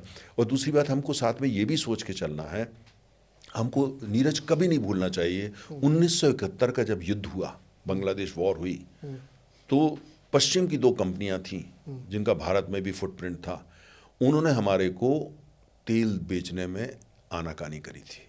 करेक्ट, आनाकानी करी थी। उसी का नतीजा था उन कंपनियों का बाद में इंदिरा गांधी ने राष्ट्रीयकरण कर दिया था। हमारे को ये समझना चाहिए कि हम वो देश हैं जहां हम लगभग 89%, लगभग 90% तेल आयात कर रहे हैं अपनी ज़रूरत का, और हम ऑयल इकोनॉमी है। 90% लगभग 89% है, टू बी प्रिसाइज 88% है, वो हम आयात कर रहे हैं। हम कितना वनरेबल हैं आप सोच सकते हैं। 56% हम गैस आयात कर रहे हैं। जो सोलर पावर इक्विपमेंट है वो भी हम भारी मात्रा में आयात कर रहे हैं, वो भी चीन से कर रहे हैं। और हमारे पास सिर्फ एक ऐसा ईंधन है, फ्यूल है, जो हमारे देश में काफ़ी मात्रा में उपलब्ध है और हमारे पास 100 साल के लिए अवेलेबल है, लेकिन वो एक ऐसी ऊर्जा है जिससे प्रदूषण होता है और छू लो तो हाथ काले हो जाते हैं। लेकिन वो हमारी अपनी है, हमारे देश में है, हमें आयात नहीं करनी। कोई भी देश हमको ना बेचे तो हम खुद के उसके निकाल सकते हैं और अपनी ज़रूरत जो है वो पूरी कर सकते हैं। उससे प्रदूषण ज़रूर होगा, लेकिन हमारी जो डिपेंडेंस विदेशों पे है वो ज़ीरो है, वो है कोयला। तो हम कोयले को डिमोनाइज नहीं कर सकते। हमारी एनर्जी सिक्योरिटी की जो रीढ़ की हड्डी है वो कोयला है। बाकी सब चीज़ें तो हम आयात करते हैं, कोई देश मना भी कर सकता है। और देखिए, अभी अमेरिका में ट्रम्प साहब आए तो अपने इनाग्रेशन के दिन उन्होंने ड्रिल बेबी ड्रिल का नारा दिया है। आप सोचिए, सबसे बड़ा देश, सबसे संपन्न देश, वो ये बात लेके चल रहा है कि मेरा इंटरेस्ट पहले, बाकी दुनिया बाद में देखेंगे। हम यहाँ दुनिया की चिंता ज़्यादा कर रहे हैं, अपनी कम। हमको इतनी एनर्जी चाहिए और हमारे पास जो सोर्सेज हैं, मैं ये नहीं कह रहा हूँ कि आप पूरा इन्वायरमेंट ही ख़राब कर दो, लेकिन सर वो कहते ना कि भूखे पेट से स्ट्रगल करना और पेट भर के स्ट्रगल करने में बहुत फ़र्क है। देखिए नीरज, प्रश्न इस बात का है कि मैं आपको बताऊं, मैं एक दफ़े जर्मनी में था एक सम्मेलन में, उन्होंने ये कहा कि भाई भारत में आप यहाँ एमिशंस बहुत होते हैं, आपके यहाँ कोयले का बहुत प्रयोग होता है, इससे तो आपका लाइफ स्पैन जो है, उन्होंने मेरी तरफ इशारा करके कहा कि आप वैसे अगर 90 साल जी सकते थे तो आप जो है 70 साल जी पाएंगे। मैंने उनसे कहा देखिए आपका नज़रिया है, लेकिन मेरा ये मानना है कि अगर जो है मैं 90 साल नहीं जीता, मैं 70 साल जीता हूँ, लेकिन मेरा देश आगे विकास करता है, मैं बेरोज़गारी ख़त्म कर पाता हूँ, मैं प्रॉस्पेरिटी ला पाता हूँ, मैं जीडीपी ग्रोथ रेट 10% ले जाके आ पाता हूँ, तो मैं तैयार हूँ उसके लिए। अगर मैं 20 साल पहले मर जाऊँगा, उसकी कीमत ये मुझे अदा करनी है कि भाई जो है वो, तो ठीक, मैं उसके लिए तैयार हूँ। मैंने कहा आप सोच रहे हैं 20 साल 40 साल का, और मैं ये सोच रहा हूँ कि मेरे देश में जहाँ गरीबी है, मेरे देश में जहाँ एनर्जी पॉवर्टी है, मेरे देश में जहाँ विकास की आवश्यकता है, मेरे यहाँ जहाँ स्कूल चाहिए, जहाँ रोड चाहिए, मैं कल उसको वो कैसे पहुँचाऊँ। मेरी ज़रूरत ये है। आप सोच रहे हैं कि अगर मैं ज़्यादा कोयले का प्रयोग करूँगा तो मैं 10 साल पहले मर जाऊँगा। मैंने कहा आपका सोचने का नज़रिया अलग है, मेरा अलग है। मैं आपके नज़रिए के सम्मान करता हूँ, आप मेरे को सम्मान करिए जो मेरी सोच है। मुझे लेक्चर की ज़रूरत नहीं है, मैं अपने हिसाब से करूँगा। इसलिए भारत में ये बहुत आवश्यक हो जाता है कि हम, देखिए ट्रम्प साहब आए, बाइडन साहब ने क्या करा था, उन्होंने ऑयल को, माफ़ करिएगा, पर उन्होंने डिमोनाइज कर दिया था, है ना। उन्होंने कहा ऑयल बहुत गंदी चीज़ है। हकीकत ये हो गई थी कि लोग तेल के क्षेत्र में निवेश नहीं करना चाहते थे, कोयले में निवेश नहीं करना चाहते थे, यहाँ तक कि प्राकृतिक गैस में निवेश नहीं करना चाहते थे, जिसको ग्रीन फ्यूल माना जाता है। उसका नतीजा क्या हो रहा था कि अमेरिकन अर्थव्यवस्था सफ़र कर रही थी। ट्रम्प साहब आए, उन्होंने आकर के उन्होंने कहा मेरा मकसद एक है कि मेक अमेरिका ग्रेट अगेन, और उसके लिए क्या ज़रूरत चाहिए, मुझे एनर्जी चाहिए। अच्छा, उन्होंने कहा एनर्जी इंडिपेंडेंस, एनर्जी के मसले में मैं बिल्कुल इंडिपेंडेंट होना चाहता हूँ, मैं कोई आधा, मेरा जो निर्भरता आयात पे मैं उसको ज़ीरो करना चाहता हूँ, और उसके लिए मेरे देश में अपना तेल है, मेरी अपनी प्राकृतिक गैस है, मेरे पास कोयला, मैं सबका खनन करूँगा। देशभक्त ऐसा बोलता है। एग्जैक्टली सर, यही मैं कह रहा था कि वो ये उन्होंने वो किया जो उनके राष्ट्र हित में है। हम भी वही करें, करना होगा हमको जो हमारे राष्ट्र हित में है। रिन्यूएबल एनर्जी फ्यूचर है, नो डाउट अबाउट इट। लेकिन अगर आप ये कहें कि जो ट्रेडिशनल एनर्जी है जिसमें हमारा देश में 80% वही चलता है, अब उसको हम छोड़ दें, स्विच ऑफ कर दें उसका, और रिन्यूएबल एनर्जी का ऑन कर दें, तो हम 20 साल पीछे चले जाएंगे और विकास की दर हमारी जो है वो 2% पर पहुंच जाएगी। तो इसलिए देखिए, ये सब बातें कहने में अच्छी हैं, या वो लोग जो शहरों में रहते हैं, जो पश्चिम के बारे में ज़्यादा जानते हैं, अपने देश के बारे में कुछ नहीं जानते हैं, सर वो मुझे कहते हैं ना कि 5 स्टार होटल में एक बढ़िया एसी में बैठ के वाइन पीते हुए लेक्चर देना एनवायरनमेंट पे, उसी एसी से जो थर्मल पावर से चल रहा है, जो कोयले ये ज्ञान देना बहुत आसान होता है। और उस गरीब से पूछो जिसके पास पंखा भी नहीं है। तो भारत में इसलिए जो देखिए, अभी जो हमारी वर्तमान सरकार है जो बड़ा अच्छा काम कर रही है, उन्होंने कहा है कि भाई 1947 तक हम भारत को एनर्जी इंडिपेंडेंट बनाएंगे। उसके लिए हमें जो भी आवश्यक है हम करेंगे एनर्जी, और साथ साथ जो ट्रेडिशनल एनर्जी है जैसे ऑयल है, तेल है, मैं चाहता हूँ, मेरा खुद का ये है कि हमने कोशिश भी की, लेकिन हमको और बढ़ाना पड़ेगा कि विदेश में जहाँ भी तेल के भंडार हैं, विदेशों में जहाँ भी, मान लिया हमारे पास अपना तेल ज़्यादा नहीं है, प्राकृतिक गैस अपनी ज़्यादा नहीं है, तो पूरा विश्व पड़ा है, आप जा करके वह निवेश करिए और उस तेल को भारत लाइए, उस तेल को, गैस को भारत लाइए, उस कोयले को भारत में लेकर के आइए। और रिन्यूएबल एनर्जी में भी, खासतौर से सोलर में, हमारी निर्भरता आज सोलर पैनल्स और सोलर सेल्स पे विदेश पे है। उसके लिए सरकार ने बड़ा अच्छा कदम उठाया है कि 2 बड़ी बड़ी गीगा फैक्ट्री बन रही हैं गुजरात के अंदर। अब 2 और कंपनियां हैं जो जिसमें उसने पहल करी है। तो आने वाले 6-7 साल के अंदर, जहाँ तक solar panel, cells, renewable energy की बात है, मुझे लगता है हम काफ़ी हद तक जो है इंडिपेंडेंट हो जाएंगे, हमारा अपना वो होगा। तो बढ़िया, देखिए सरकार का जो विज़न है मैं एक बात आपको यहाँ कहना चाहूँगा, नाम लेकर के मैं ले रहा हूँ कि नरेंद्र मोदी जी जब गुजरात के मुख्यमंत्री थे, वो पहले मुख्यमंत्री थे जिन्होंने एनर्जी इंडिपेंडेंस को लेकर के विजन लेकर के आया। पहला राज्य था गुजरात जिसने अपनी तेल की कंपनी खोली, Gujarat state petroleum corporation. Vision देखिए आप, किसी राज्य ने नहीं किया, उन्होंने किया। गुजरात के अंदर जो है एलएनजी की अलग कंपनी खोली, गुजरात एलएनजी अलग खोली। गुजरात के अंदर गुजरात की कंपनियां गहरे समंदर में जाके तेल की खोज कर रही हैं, इसकी शुरुआत करी। सोलर पावर का गुजरात राज्य के अपनी पहल, केंद्र ने नहीं कहा था, किसी ने नहीं कहा था, जाकर के उन्होंने खुद करा। तो एनर्जी को लेकर के नरेंद्र मोदी जी का जो प्रधानमंत्री का विजन जो है बिल्कुल स्पष्ट है। जो गुजरात में उन्होंने वो काम किया था, भारत के किसी राज्य में अभी तक नहीं हुआ। एग्जैक्टली किस में हुआ मुझे बताइए। एक मुझे ध्यान आ रहा है सबसे बातचीत करते ही, मैं पढ़ रहा था कि टॉप 10 वर्ल्ड्स बिगेस्ट प्रोजेक्ट्स, उसमें एक प्रोजेक्ट है जो गुजरात में बिल्कुल पाकिस्तान बॉर्डर के करीब है, वो सोलर का प्रोजेक्ट है। बिल्कुल बिल्कुल। वो एक प्राइवेट इंडस्ट्री से और सरकार से मिल के लगा रहे हैं, आप सैटेलाइट से ऊपर से एग्जैक्टली। वो इसलिए लिखा गया था कि वो इतना बड़ा प्रोजेक्ट है, लोगों को देखना पड़ना चाहिए, वो प्राइड का प्रोजेक्ट है कि इतना बड़ा प्रोजेक्ट वो बन रहा है, इंडिया में बन रहा है वो। देखिए, इसीलिए जो एक चीज़ हमको समझने, एक तरफ तो भारत, हमने इस सरकार ने जो विज़न दिखाया, देखिए प्रधानमंत्री नरेंद्र मोदी का विज़न एनर्जी को लेकर के बेहतरीन है।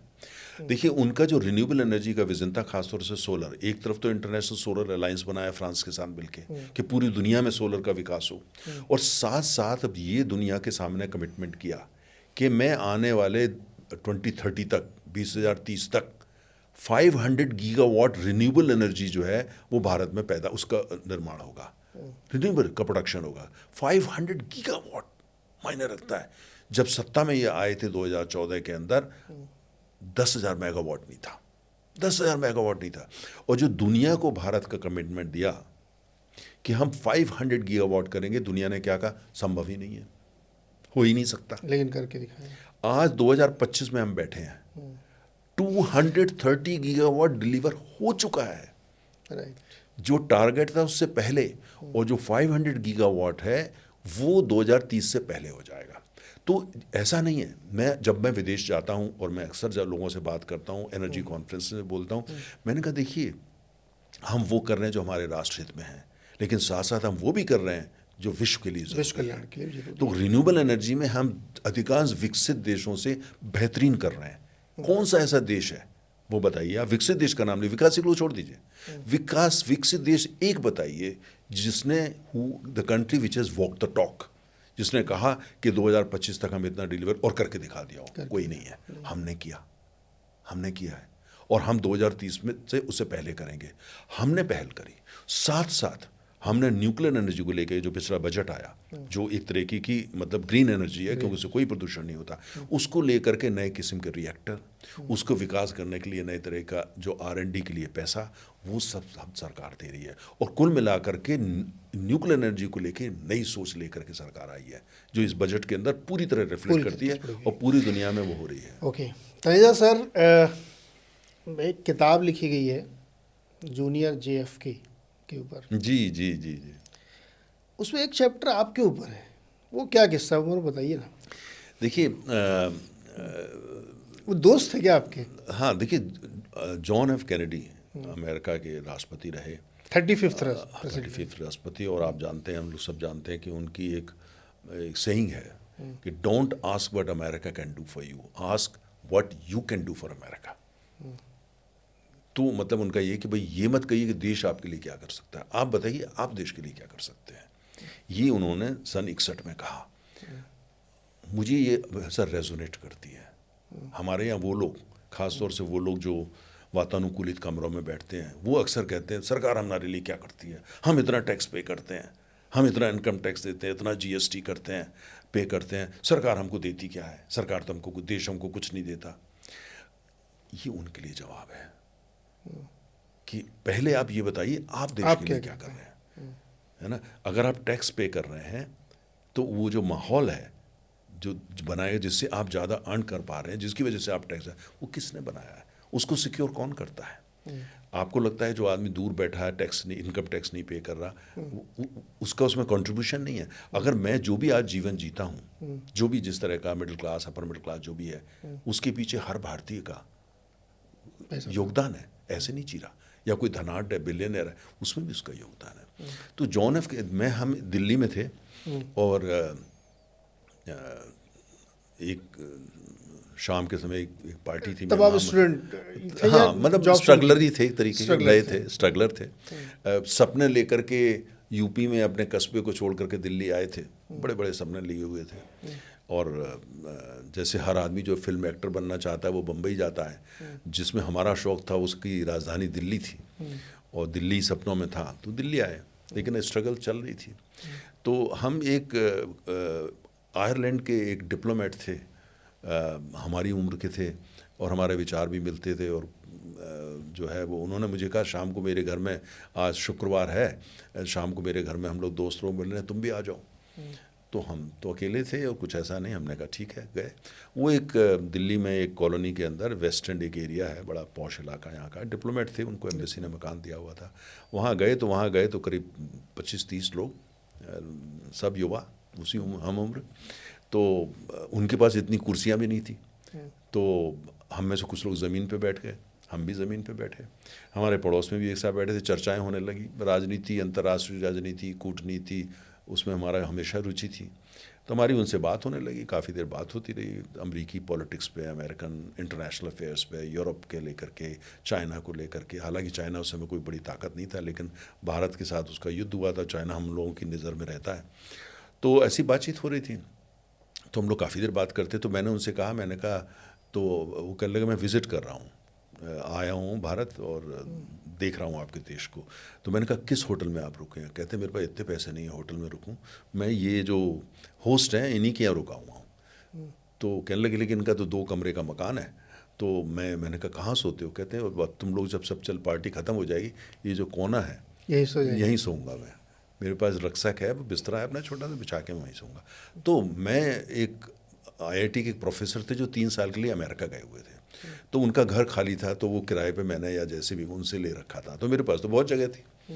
तो मैंने उनसे कहा तो अब आ जाओ, I will give U room, it's not well furnished और एनीथिंग, लेकिन वहाँ बेड है, तो ज़मीन से तो बेटर है। तो कहने लगा आर यू श्योर? मैंने कहा हाँ। तो हमने बाहर निकले, हमारे पास गाड़ी वाड़ी तो उस समय कुछ थी नहीं, तो हमने एक स्कूटर, जिसको हम लोग दिल्ली में बोलते हैं 3 व्हीलर, इसको टुक टुक बोलते हैं थाईलैंड वगैरह के अंदर, हमने वो लिया और लेकर के वहाँ आ गए। रात को 11, साढ़े 11, 12 बज गए आते आते। फिर बैठे हुए थे हम लोग, बातचीत करते रहे। तो जब वो बात करते, उसके बाद उन्होंने क्या हुआ कि वो अपने जिस कमरे, मेरे कमरे में गए, वहाँ जहाँ मैंने उनको दिया था, वो वापस आए तो एक नोटबुक लेकर के आए और वो उसमें कुछ लिखने लगे जो हमसे बातचीत हो रही थी। तो मैंने ये पन्ने वो पलट रही, तो मैंने देखा उसमें कई जगह जॉन एफ कैनेडी प्रेसिडेंट की फ़ोटो थी और उनकी पत्नी की, जिनको हम पहचानते थे, पूरा विश्व पहचानता है, उनको कौन नहीं पहचानता। तो मैंने उनसे कहा, मैंने कहा you seem to be very fond of President Kennedy, you got so many pictures of him. No he is my dad. वो उनके फादर थे? हाँ। तब मुझे लगा, मैंने कहा your dad, so are you John F Kennedy junior? He said yes. Then I realized कि मेरे घर में जो व्यक्ति है वो प्रेसिडेंट कैनेडी का बेटा है, क्योंकि उससे पहले हम जॉन, उन्होंने अपना नाम जॉन बताया, मैंने नरेंद्र बताया, बस यही बात हुई। दूसरे दिन जो है वो अमेरिकी दूतावास से एक साहब आए, इन्होंने उनको फ़ोन किया था, तो वो वहाँ आए, उन्होंने कहा कि आप किसी को बताइएगा नहीं कि ये कौन है। हाँ। तो और उसके बाद मैं यूपी अपने कस्बे में जा रहा था, तो वो मेरे साथ गए फिरोजाबाद। हाँ, बिल्कुल गए। फिरोजाबाद के पास एक छोटा सा कस्बा है, टूंडला बोलते हैं उसको, रेलवे टाउनशिप है। तो वहाँ वो गए, तो हम लोगों की दोस्ती हो गई, क्योंकि हमारा दोनों का पैशन, इंटरेस्ट वो अंतर्राष्ट्रीय राजनीति था। उस समय वो प्रेसिडेंट थे?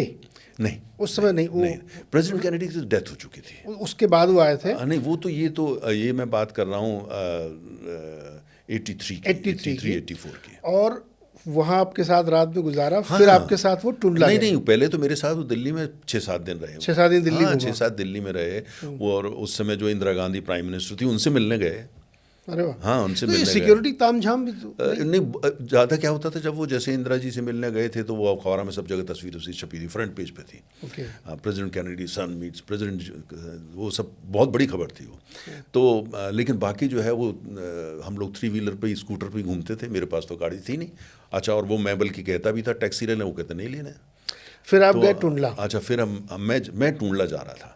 तो मैंने उनसे कहा भाई मैं टूंडला जा रहा हूँ और तो आप यहाँ रहो घर में आसानी से। मैंने कहा मैं चाबी आपको दे जाऊँगा, आप जब तक मर्जी आ रहा है। सब मैंने इंतज़ाम कर दिया था, खाने वाने का, नाश्ते का, कोई दिक्कत नहीं होगी। वो कहने लगे तो वहाँ क्यों जा रहे हो? मैंने बताया मैं वहाँ पैदा हुआ था, रेलवे टाउनशिप में। और तो कहने लगे तो मैं चल सकता हूँ। मैंने कहा वहाँ कोई होटल नहीं है, मैं किसी के साथ रुकूंगा। और वहाँ मैंने बताया भाई बड़ी दिक्कतें होती हैं, कोई मॉडर्न टॉयलेट्स नहीं है, कोई एसी नहीं है, कुछ नहीं है। और मैंने कहा और मैं तो 3rd क्लास में जाऊँगा ट्रेन से, है ना। तो कहने लगे मैं आपके साथ चलूँ? मैंने कहा मैं कोई डिमांडिंग नहीं हूँ, कुछ नहीं करूँगा। तो मैंने कहा देख लीजिए मैं पहले बता रहा हूँ। तो बताया तो वो कहने मैं चलूँगा, जिद पकड़ ली उन्होंने, मैं चलूँगा।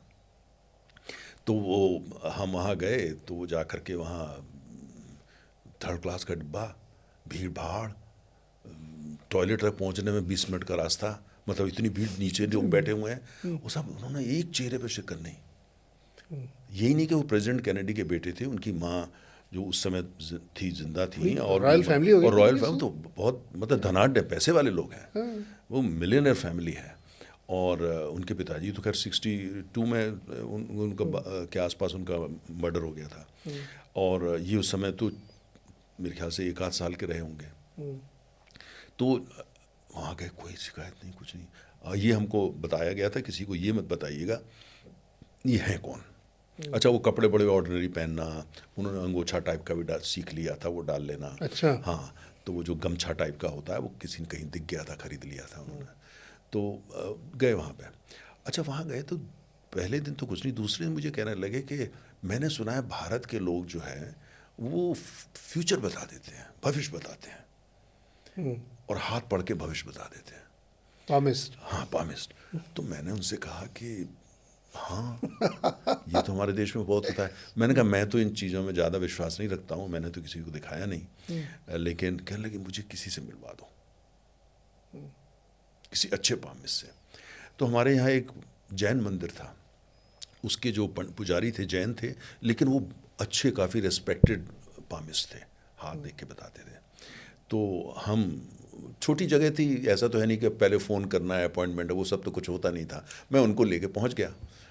तो वो उन्होंने 5 मिनट बाद चाय वाय मंगाई, बैठाया और कहने लगे, मैंने कहा ये हमारे दोस्त हैं, जॉन इनका नाम है, अमेरिका से आए हैं, टूरिस्ट हैं, मेरे मित्र हैं, मैं आ रहा था टूंडला। तो कहने लगे मैं साथ चलता हूँ, और ये हाथ दिखाना चाहते हैं।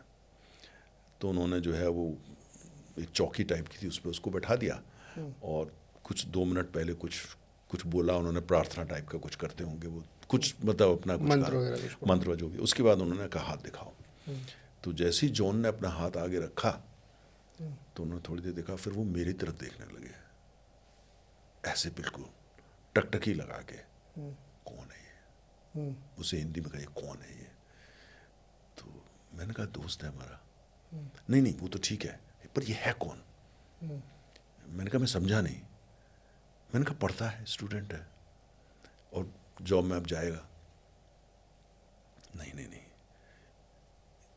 ये तो किसी राजा का पुत्र है, राजा का बेटा है। राजा का पुत्र है। तो मैंने कहा राजा का पुत्र? तो मैंने मजाक में जॉन से उनके सामने कहा, मैंने कहा भाई आपने बताया नहीं आप किसी राजा के पुत्र हो, तुम्हारे फादर किंग हैं। तो वो भी हंस दिया थोड़ा सा, और मैंने कहा नहीं नहीं ऐसा नहीं। फिर उन्होंने हाथ देखना शुरू किया, फिर 5 मिनट बाद मेरे को देखने लगे, कहते हैं आप कुछ छुपा रहे हैं, हु इज ही? मैंने कहा राजा कहाँ का राजा का पुत्र होगा? मैं कितने देशों में आजकल राजा हैं, यूरोप या अमेरिका में, ये तो अमेरिका में तो राजा होता नहीं है। तो कहने लगे ठीक है, हाथ देखा उन्होंने। तो उसने जो उसका मुख्य 2 प्रश्न थे जॉन के, एक तो ये कि मेरा भविष्य क्या है, ये उन्होंने, और क्या क्या होगा। उन्होंने कहा आपकी हाथ में राजयोग है, और दूसरी ये है कि आपको ध्यान रखना पड़ेगा अपना। तो ये बातें उन्होंने उनको बिल्कुल जैसे बोला और कहने लगे कि राजयोग है पर अपना ध्यान रखना पड़ेगा। उनको अंदर से इस बात का तो था ही कि भाई पिताजी जॉन एफ कैनेडी, उनकी हत्या हुई, चाचा रॉबर्ट एफ कैनेडी राष्ट्रपति बनने ही वाले थे, उनकी हत्या हो गई। तो उनके अंदर एक तरह का इसको लेकर के कहीं ना कहीं चिंता थी, लेकिन साथ में बता भी नहीं सकते थे ये कौन है, कि जॉन एफ कैनेडी के बेटे जॉन एफ कैनेडी जूनियर हैं। खैर वहाँ से वो निकले और उसके उनके वो प्रश्न में रहे, लेकिन मैं उनको मजाक करता रहता था। मैंने कहा आप बनेंगे राष्ट्रपति अमेरिका के, कोई रोक नहीं सकता। तो वो कहते नहीं मैं तो अभी जा कर के जो है और कुछ मेरे प्लान है। फिर बाद में उन्होंने एक मैगज़ीन शुरू करी जो अमेरिका की पॉलिटिकल मैगज़ीन थी, उसका नाम था जॉर्ज वाशिंगटन के नाम पे, और हम लोग संपर्क में रहे और बिल्कुल क्लियर था कि वो आने वाले समय में अमेरिकी राष्ट्रपति का चुनाव लड़ेंगे। ये बिल्कुल दिखने लगा था। पहले सीनेटर बनना था, फिर अमेरिकी राष्ट्रपति का चुनाव लड़ेंगे और ये सब होने वाला था। लेकिन जिसका कहीं ना कहीं उनको अंदर डर था, एक दुर्घटना हुई और उसमें उनकी जान चली गई। तो काफ़ी हद तक ये बात जो है, जो पामिस्ट थे, जोशी थे, उन्होंने इशारा उसका किया था, राजयोग का भी इशारा किया था, खतरे का भी इशारा किया था। तो मैं दर्शकों को सर ये बताना चाहूँ कि ये जो तनेजा जी ने घटना सुनाई ये उस बुक में लिखी हुई है और मैंने उसका पूरा चैप्टर पढ़ा है। तो इससे दो बड़ी इंटरेस्टिंग बातें निकलती हैं कि जो वो जैन पंडित थे जिन्होंने पामिस्ट्री ने हाथ देख के ये पूछ लिया सवाल कि ये कौन है, और एक पैसा नहीं लिया, और कोई किसी तरह एक पैसा नहीं, कोई इनपुट नहीं है। इससे ये साबित होता है कि एस्ट्रोलॉजी में, पामिस्ट्री में, ज्योतिष में कितनी चीज़ें आप समझ सकते हैं अगर आप ढंग से समझें। और दूसरा ये कि उस व्यक्ति को भी ये पता चला कि मेरी लाइफ में आगे कुछ हो सकता है, इसलिए बी वेरी कॉशियस अलर्ट। तो वो पढ़ाने वाले चैप्टर तो मैं बहुत थ्रिल्ड था। ये रिटन है, आप किताब खरीद के पढ़ सकते हैं। किताब का नाम जॉन एफ कैनेडी जूनियर है ना, एन ओरल हिस्ट्री, और साइमन एंड शुस्टर ने उसको पब्लिश किया। अभी की नई किताब है और उसके अंदर पूरा अध्याय है जो मेरे से उनकी दोस्ती थी उसके बारे में। और ये पूरी जो मैं आपको घटना बता रहा हूँ ये सब लिखित है, सब विस्तार से लिखे, ये सब पूरा डिटेल में पूरा एक चैप्टर लिखा और हुआ है। अमेरिका में लाखों लोग उसको पढ़ रहे हैं। एग्जैक्टली तो ये तो थी जो बहुत ही दिलचस्प पर्सनल घटना। लेकिन अब मैं थोड़ा सा ग्लोबल आपसे समझना चाहता हूँ, और चूँकि आपका एक्सपोजर बहुत है, मैंने तो ये भी सुना है कि आप सऊदीज़ के टेंट में भी रहे हैं। हाँ, देखिए मेरा चूँकि ऊर्जा पे मैं स्पेशलाइज करता हूँ, और सऊदी अरब जो है वह तेल के मसले में तो मतलब सुपर पावर है।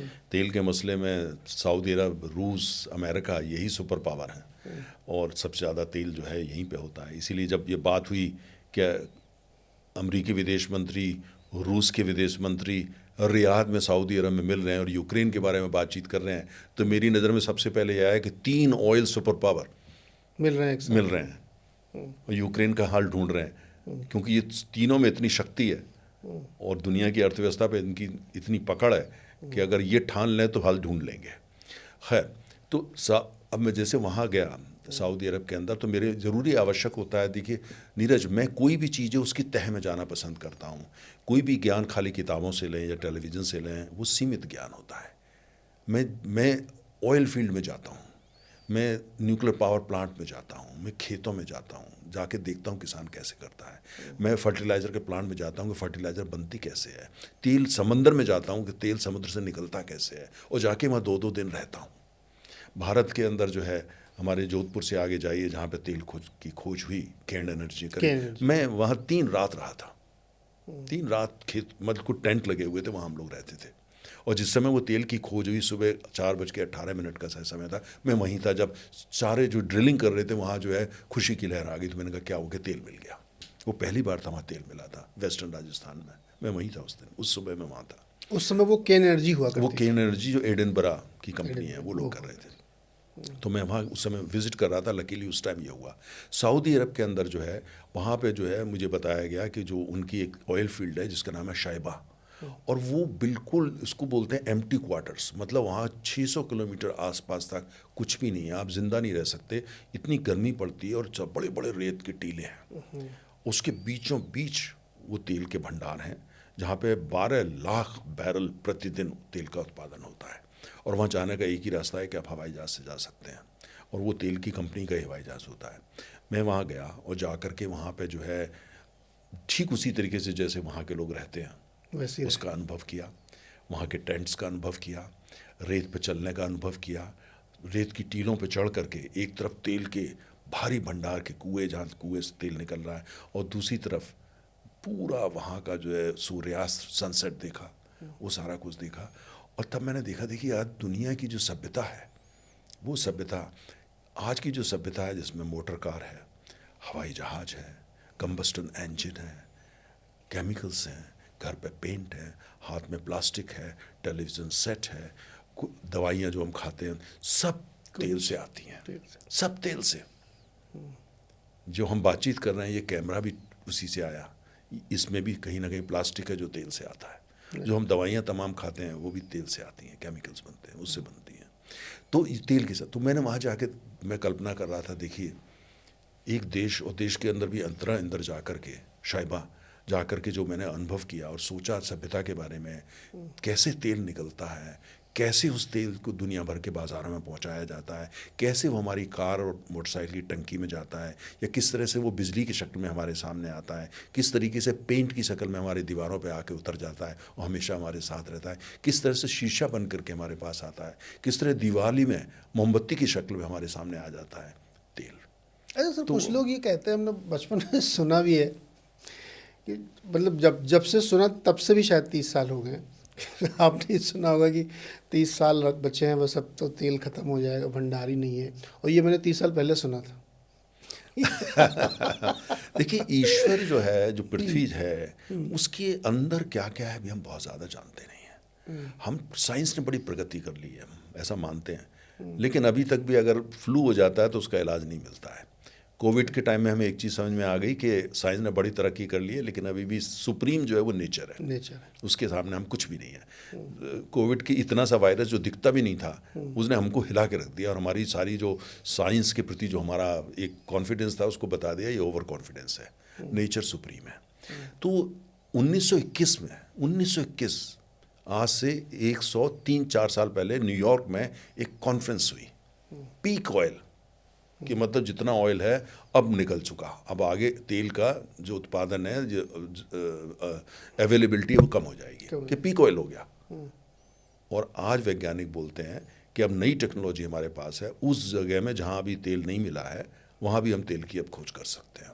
कहा जा रहा है कि भारत का जो हिमालय है, हमारा जो हिमालय है, हिमालय का जो तराई रीजन है, वो तेल पे तैर रहा है, क्योंकि जो हमारी जो इंडियन प्लेट है, जियोलॉजी की लैंग्वेज में जो जिस भारत हमारा जो इंडियन प्लेट है वो बहुत नीचे से आई थी। जो एक देश है मेडागास्कर, वो हमारा ट्विन है, जुड़वा है, वो मेडागास्कर उधर चला गया और भारतीय प्लेट इधर आ गई, और जो एशियन प्लेट थी जिसमें चाइना वगैरह है उससे टकराई। आज से अरबों साल पहले ये प्रोसेस शुरू हुआ और आज भी टकरा रही है। ये जो इंडियन प्लेट थी आके एशियन प्लेट से टकराई, जिससे जो है टकराहट से हिमालय बना, और वो आज भी टकरा रही है। और एक समय वो आएगा जब पूरी की पूरी प्लेट अंदर हो जाएगी, उस पूरा सब पहाड़ बन जाएगा। तो ये मतलब जो है तो ये माना जाता है, चूंकि यहाँ पहले समुद्र था, जहाँ आज देहरादून है वहाँ पहले समुद्र था, समंदर था वो। तो ये जब प्लेट आके टकराई तो ये माना जाता है कि वहाँ पे बहुत तेल है, और कि तराई जो है, इसीलिए आप देखिए शुरू के जियोलॉजिस्ट जो थे उन्होंने कहा था कि तराई में तेल है। ज्वालामुखी हरिद्वार के पास एक जगह है, ये माना गया था तेल है। इसीलिए जब हमने पहली बड़ी कंपनी बनाई तेल की, ONGC, उसका हेडक्वार्टर एक्चुअली अभी भी देहरादून, रजिस्टर्ड ऑफिस अभी भी देहरादून में है। यस, क्योंकि उस समय के जो तेल मंत्री थे उनका मानना था कि वो तेल तो यहाँ बहुत मिलेगा, और उस शुरू में खोज भी काफ़ी करी गई। अब ये हो रहा है कि दोबारा करी जाए, इसीलिए बिहार में भी खोज करी जा रही है तेल की, कि भाई वहाँ होना चाहिए, ख़ासतौर से जो हिमालय के नज़दीक वाले इलाके हैं। तो ये पीक ऑयल तो एक ऐसी बात है। मेरा ये मानना है कि जो है कहा जाता है कि जो स्टोन एज इसलिए नहीं ख़त्म हो गई थी कि पत्थर ख़त्म हो गए थे, तो ऑयल एज इसलिए नहीं ख़त्म होगी कि तेल ख़त्म हो गया। तो ऑयल एज इसलिए ख़त्म हो जाएगी कि विकल्प और मिल गए, और वो विकल्प शायद जो है वो सौर ऊर्जा होगी और आणविक ऊर्जा होगी। तो तय सर, आपने पूरी दुनिया घूमी है, और मेरे जानकारी, मेरे जो मैं जिन जिनको मैं पर्सनली जानता हूँ उनमें आप ही हैं सिर्फ जिसने दुनिया के लगभग हर देश को मल्टीपल टाइम्स विजिट किया है। तो अनुभव आपका किसी भी व्यक्ति से कई 100 गुना ज़्यादा है। तो मेरा सवाल यहाँ पे है कि भारत के कॉन्टेक्स्ट में और आपके दुनिया भर के देशों की इकॉनमी, ऑयल, पावर, जियोपॉलिटिक्स सबको देखते हुए अगर हम भारत के संदर्भ में पूछें कि हमारे 30 साल कैसे रहने वाले, जैसे बहुत सारे लोग कहते हैं कि जो अमेरिका में अभी हो रहा है वो आपके यहाँ 10 साल बाद होगा, ये कैसे जुमले लोग यूज़ कर देते हैं। लेकिन हम पूरे ग्लोबल एक्सपर्टाइज या ग्लोबल एक्सपीरियंस को अगर इसमें हम कन्वर्ट करें तो नेक्स्ट 30 ईयर्स भारत के लिए कैसे होंगे? देखिए नीरज, पहली बात मैं आपको ये बताऊं कि मैंने तमाम दुनिया के देश देखे, उत्तरी ध्रुव भी देख लिया, सब देख लिया, एंटार्क्टिका नहीं गया, बस मेरा वही बाकी रह वहाँ गया। जाने का प्लान है जल्दी। भारत जैसा कोई देश नहीं है। तो कैसे कितने देश घूमे? 100-150? मैं हाँ लगभग 140 के करीब। 140 और एक अच्छा, देश में कई बार। कई बार हम जाते हैं, जाते रहते हैं, देखते हैं, काम के सिलसिले में जाते हैं, जिज्ञासा की वजह से जाते हैं। मुझे सबसे ज़्यादा जो हिस्ट्री में जो कैरेक्टर बड़े फैसिनेट करते हैं वो करते हैं वास्को डी गामा, कोलंबस, मतलब जो खोज करते थे जा करके, बड़ा फैसिनेट करते हैं। जाहिर है हमारे भी दोस्त वो लोग जो गए होंगे जिन्होंने इंडोनेशिया खोजा या सिंगापुर खोजा, हमारे ही लोग गए थे। भारतीय नाम है सिंगापुर, भारतीय नाम है ना। ये शहर जो पुर वाले होते हैं ये सब भारत के नगर, मतलब हमारे यहाँ।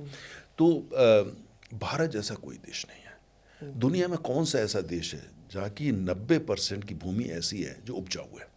90%। बिल्कुल। कौन सा ऐसा देश है जहाँ पे आप मिनिमम कम से कम भी अगर साधन आपको उपलब्ध हों तो भी आप जीवित रह सकते हैं और लंबी उम्र जी सकते हैं। आप बड़ा मकान भी ना हो आपके पास, हो सकता है मकान भी आपके पास ना हो, उसके बावजूद भी आप ठीक तरीके से यहाँ रह सकते हैं। दूसरी बात, कौन सा ऐसा देश है जो जिसका सिविलाइजेशन इतना पुराना है, मतलब हज़ारों साल पुराना। तो इसलिए मेरा ये मानना है, कौन सा ऐसा देश है जिसकी सारी थॉट्स ज़िंदगी को लेकर के, प्रकृति को लेकर के अपनी है, ओरिजिनल है। हमने कहीं से इंपोर्ट नहीं करी, आयात नहीं करी है। हमारी अपनी सोच है। जीवन क्या होता है, हमारी अपनी सोच है। प्रकृति क्या होती है, हमारी अपनी सोच है। ये तो अब लोग बात करने लगे पश्चिम में पेड़ों की इज्जत करो, पूजा करो, ये करें। हमारे यहाँ तो पेड़ों की उपासना युगों से हो रही है। पशुओं के साथ ज़िंदगी हमारे पास, अगर आप राजस्थान में, वेस्टर्न राजस्थान में जाइए तो हमारे यहाँ माताएं बहनें जो पशुओं को अपना दूध पिलाती हैं। इतना प्रेम पशुओं से, गाय से इतना प्रेम, पशु से इतना प्रेम, प्रकृति से इतना प्रेम। हमारे यहाँ सब लोग जो है वो परंपरा है हमारे देश में। आप जाइए पारंपरिक हिंदू इंडियन घर के अंदर कि एक रोटी कुत्ते के लिए बनती है, पक्षी के लिए बनती है, गाय के लिए बनती है, सब तरह के बनते हैं हमारे यहाँ। तो ये सब हमारा इसको लेकर के भारत हमारा अलग है। दूसरी बात ये है कि इकोनॉमिकली अगर आप उठा करके देखें, इकोनॉमिकली भारत को कहा जाता है सोने की चिड़िया। इसका मतलब क्या सोने की चिड़िया में ये है कि ज़्यादातर टाइम भारत के इतिहास के अंदर हम मतलब एक डेवलप्ड विकसित देश रहे हैं। आर्थिक रूप से हम विकसित थे। और उस काल में जो है वो काल भी शामिल होता है जिसमें अशोक का साम्राज्य था, चंद्रगुप्त का साम्राज्य था, है ना, विक्रमादित्य का साम्राज्य था, और साथ में उसमें वो राज भी शामिल हो जाता है जब अकबर रूल करते थे या शाहजहाँ का यहाँ भारत में। उस समय भी भारत का जीडीपी, भारत और चीन का दोनों का जीडीपी मिला करके लगभग 17वीं शताब्दी तक भारत और चीन का दोनों का जीडीपी मिला करके 54% ग्लोबल जीडीपी का होता था। भारत का अकेला जीडीपी 22 से 30% था ग्लोबल जीडीपी का। हम उस समय भी सोने की चिड़िया थे। तो ये तो बाद में जो यूरोपियंस आए यहाँ पे, अंग्रेज़ आए, डच आए, पोर्चुगीज़ आए, इन्होंने जो है हमारी सारी इंडस्ट्री को तहस नहस कर दिया, तबाह कर दिया। हमारे गांव में जो उद्योग धंधे थे, हमारी जो रीढ़ की हड्डी थी, आर्थिक रीढ़ की, उसको ध्वस्त कर दिया उन्होंने। लेकिन अब जो मुझे लगता है जब हम चल चुके हैं, हमको भारत कभी भी अमेरिका या जापान या यूरोप हमें नहीं बनना चाहिए, मेरा मानना है। क्योंकि वो कोई बहुत आइडियल सिचुएशन नहीं है। हमको ये देखना है कि किस तरीके से हम आर्थिक रूप से समृद्ध हो जाएं, मॉडर्न टेक्नोलॉजी लेके आएँ, हमारा साइंटिफिक टेम्परामेंट हो, और कुल मिलाकर के चाहे वो स्पेस टेक्नोलॉजी हो या वो समंदर की टेक्नोलॉजी हो या एटॉमिक टेक्नोलॉजी हो या वो एआई हो या कोई भी टेक्नोलॉजी, उसमें हम दुनिया में अव्वल हों, नंबर टॉप पे हों। लेकिन साथ में हमारे जो पैर हैं, हमारी जो सोच है, जो हमारी भारत की परंपरा है, उसके अंदर मजबूती से रहें। हमारे पैर उस ज़मीन पे जो शुद्ध पूरी तरीके से भारतीय हैं, पर हमारा सिर जो है वो अमेरिका से ऊपर हो, जापान से ऊपर हो। यूरोप से ऊपर। और मैं एक बात आपको बताना चाहता हूँ नीरज, हम सक्षम हैं, ये सब हासिल करने के लिए हम सक्षम हैं। हमको वेस्ट से अननेसेसरी इम्प्रेस होने की ज़रूरत नहीं है, ना ईस्ट से होने की ज़रूरत है। हमें सिर्फ भारतीय रहना है। हमें भारत ने हमको अपने देश को ऐसी महाशक्ति बनाना है, किसी को हमला करने के लिए नहीं, किसी को प्रभावित करने के लिए नहीं, अपनी संपन्नता के लिए, अपनी खुशहाली के लिए और भारत का दुनिया में योगदान करने के लिए। पर भारत को हमने अपना नया यूनिवर्स बनाना है, वो इंडिया का अपना यूनिवर्स होगा। हमें किसी दौड़ में नहीं जाना कि ये पश्चिम का ब्लॉक है, ये चाइना का ब्लॉक है, वो जो करते हैं करें, वो जो करते हैं। लेकिन हमको भारत को ऐसी महाशक्ति बनाना है जिससे अफ्रीका के देश, एशिया के देश, लैटिन अमेरिका के देश आकर के देखें, इंस्पिरेशन लें, तो वो भारत से लेके वो देश दुनिया का सबसे ताकतवर देश हो जाएगा। हम 30 सालों के अंदर हमारी जीडीपी जो है $30 ट्रिलियन से ज़्यादा होगी। उसके बावजूद हम किसी देश पे जाकर ना हमला करेंगे, ना दादागिरी करेंगे, ना धौंस दिखाएंगे।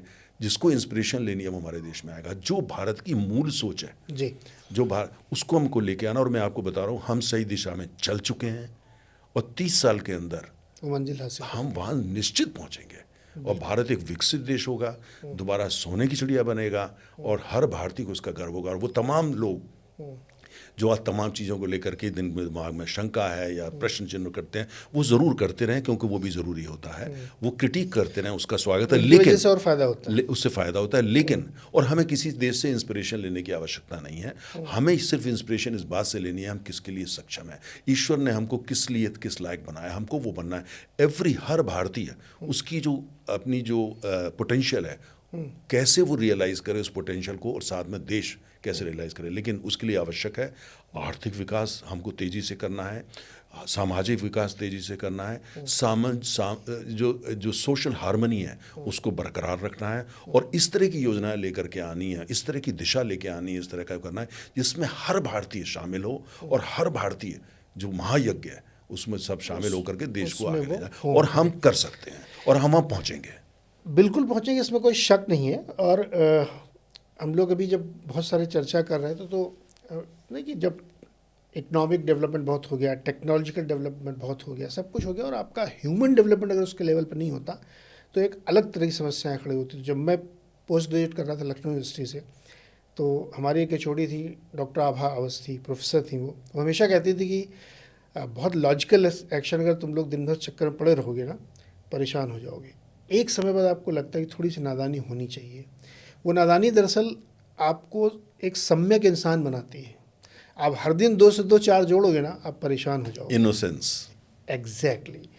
तो इसलिए मुझे लगता है कि जो तनीजा के साथ हमने पूरी बातचीत की इतनी देर में, ग्लोबल पर्सपेक्टिव से समझा कि चूँकि सर का एक्सपीरियंस बहुत ज़्यादा है, दुनिया देखते हैं, वो लोग हमको कैसे देखते हैं, उनकी नज़र से हम देखें तो हमारी प्रॉब्लम कहाँ पे है, तो इसलिए इससे समझना ज़रूरी था। और आई होप कि आपको भी बहुत समझने में मिलेगा। आपका अपना देश तनीजा जी की नज़र से कैसे देखा जाता है दुनिया में, वो आपने देखा होगा।